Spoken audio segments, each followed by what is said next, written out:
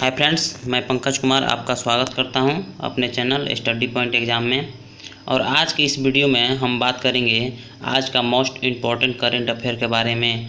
अगर आप किसी भी गवर्नमेंट एग्ज़ाम का प्रिपरेशन कर रहे हैं तो डेली करंट अफेयर देखने के लिए चैनल को सब्सक्राइब ज़रूर करें और बेल आइकन प्रेस ज़रूर करें, यदि जो भी मैं वीडियो अपलोड करूँ तो सबसे पहले नोटिफिकेशन आपके पास पहुँच जाए। तो शुरुआत करते हैं आज का करंट अफेयर के बारे में। तो आज है 17 जुलाई। 17 जुलाई से जितना भी रिलेटेड करंट अफेयर हैं उसको हम देखते हैं। तो आज का पहला प्रश्न है, हाल ही में जियो में गूगल ने कितने प्रतिशत के लिए 33,737 करोड़ रुपए का निवेश किया है? तो इसका आंसर होगा ऑप्शन ए 7.73%। मुकेश अंबानी ने रिलायंस की 43वीं आम बैठक को वर्चुअल प्लेटफॉर्म पर संबोधित करते हुए ऐलान किया। मुकेश अंबानी ने जियो प्लेटफॉर्म से गूगल के 33,737 करोड़ रुपए के निवेश और भारत के 2G से मुक्त करने वाले सस्ते 4G और 5G एंड्रॉयड फ़ोन लॉन्च करने का ऐलान किया। तो अब हम जान लेते हैं गूगल के बारे में। तो इसकी स्थापना हुई थी 1998 में और संस्थापक थे लैरी पेज सेग्रेब्रिन और CEO हैं भारतीय मूल के नागरिक सुंदर पिचाई। तो अब हम बात करते हैं अगला प्रश्न नंबर 2। हाल ही में डिजिटल शिक्षा पर प्रज्ञाता दिशा निर्देश जारी किसके द्वारा किए गए हैं? तो इसका आंसर होगा ऑप्शन डी रमेश पोखरियाल। तो केंद्रीय मानव संसाधन विकास मंत्री रमेश पोखरियाल निशंक ने नई दिल्ली में ऑनलाइन माध्यम में डिजिटल शिक्षा और प्रज्ञाता दिशा निर्देश जारी किए हैं। प्रज्ञाता दिशा निर्देश शिक्षार्थियों के दृष्टिकोण से विकसित किए गए हैं और ऑनलाइन के कारण घर से कक्षाएं लेने वाले छात्रों के लिए डिजिटल निर्देशों पर शिक्षा पर जोर दिया गया है।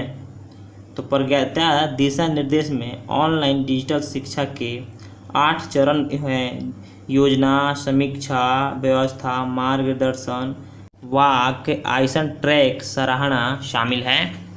तो अब हम बात करते हैं अगला प्रश्न नंबर 3।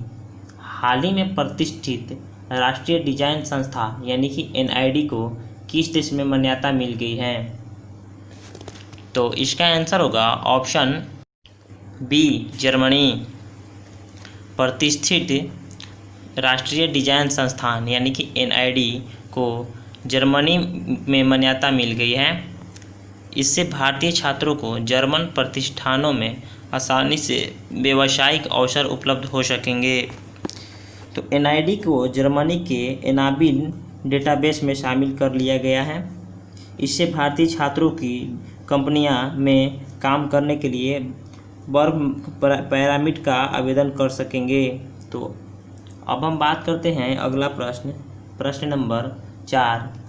हाल ही में रेलवे ने सुरक्षित यात्रा सुनिश्चित करने के लिए पोस्ट कोविड कोच का निर्माण किस फैक्ट्री में किया है?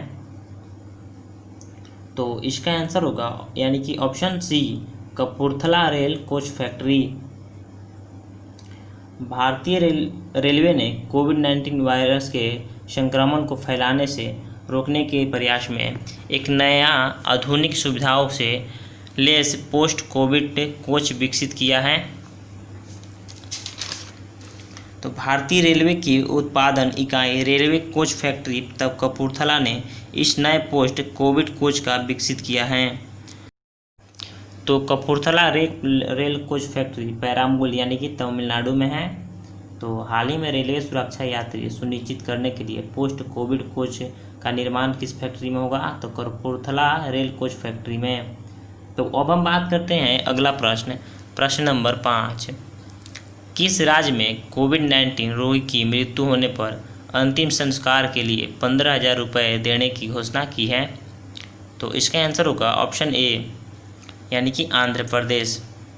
आंध्र प्रदेश में कोविड-19 रोगी की मृत्यु होने पर अंतिम संस्कार के लिए 15,000 रुपये देने की घोषणा की है।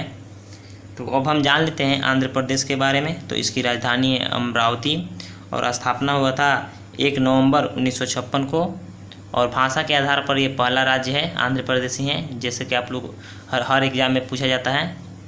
और मुख्यमंत्री हैं वाई एस जगनमोहन रेड्डी, राज्यपाल हैं विश्वभूषण हरिचंदन, और यहाँ जिलों की संख्या है 13, और राज्यसभा सीट की संख्या है 11, लोकसभा सीट की संख्या है 25, विधानसभा सीट की संख्या है 175, और राजभाषा यहाँ की है तेलुगु। तो अब हम बात करते हैं अगला प्रश्न, प्रश्न नंबर 6। हाल ही में किस देश में हांगकांग को विशेष दर्जा खत्म कर दिया है?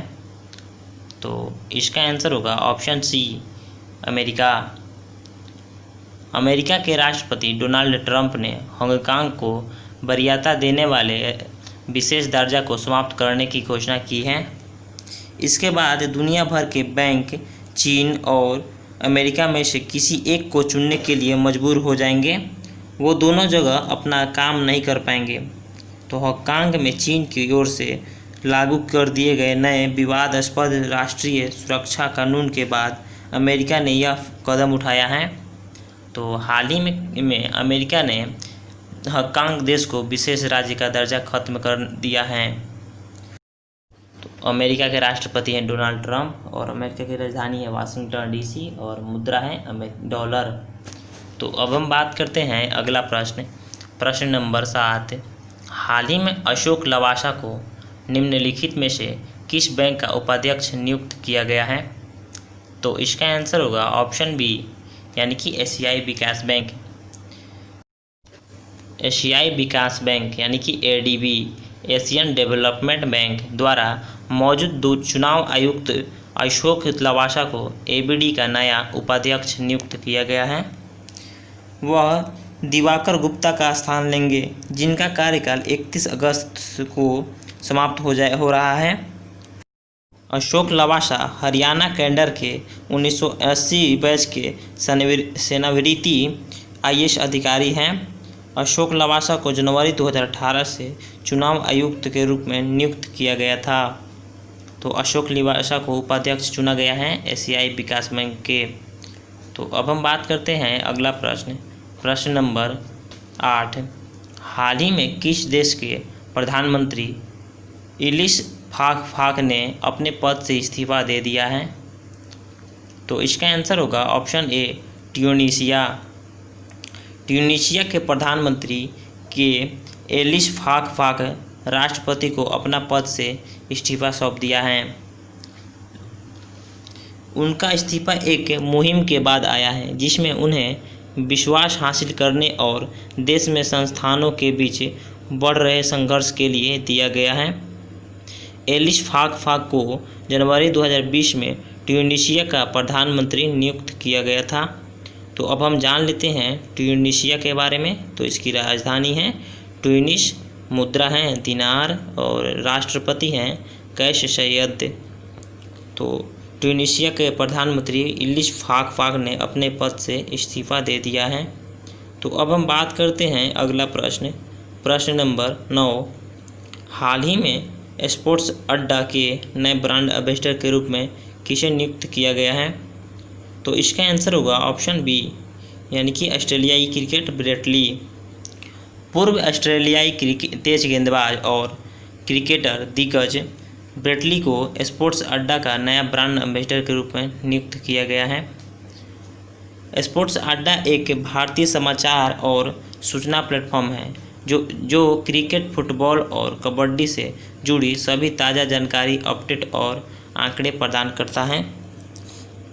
स्पोर्ट्स अड्डा के ब्रांड एम्बेसडर के रूप में ब्रेटली प्रतियोगिता, क्रिज, बॉलिंग, मास्टर क्लास जैसी मनोरंजन गतिविधियों का संचालन करने के लिए जिम्मेदार होंगे। इन्होंने अपने कुल अंतर्राष्ट्रीय क्रिकेट में 718 विकेट लिए हैं। तो अब हम बात करते हैं अगला प्रश्न, प्रश्न नंबर 10। हाल ही में किस राज्य की पहली महिला चुनाव आयुक्त नीला सत्यनारायण का निधन हो गया? तो इसका आंसर होगा ऑप्शन सी, यानी कि महाराष्ट्र। महाराष्ट्र की पहली महिला चुनाव आयुक्त नीला सत्यनारायण का निधन हो गया। नीला सत्यनारायण 1972 बैच की आईएएस अधिकारी और राज्य की पहली महिला चुनाव आयुक्त थी। उन्होंने 2009 से 2014 तक राज्य के चुनाव आयुक्त के तौर पर अपनी सेवाएं दी थी।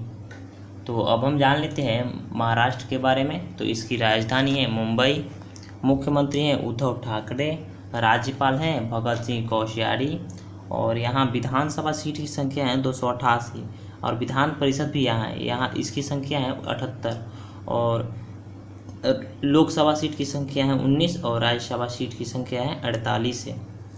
तो प्लीज़ सभी साथी वीडियो को लाइक, सब्सक्राइब, शेयर और कमेंट जरूर करें।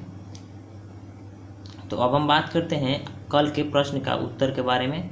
तो कल का प्रश्न है, वित्त वर्ष 2019 में विश्व में भारत का सबसे बड़ा व्यापारिक साझेदार देश कौन बना है? तो इसका आंसर होगा अमेरिका।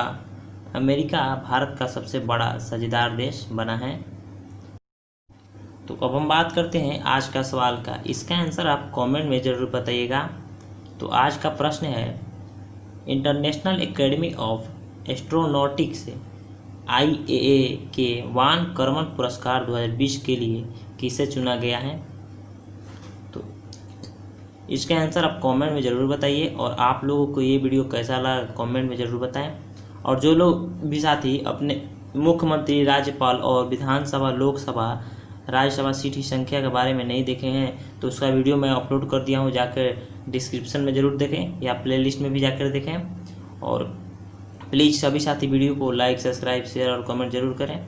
और आज के लिए इतना ही। Thank you so much.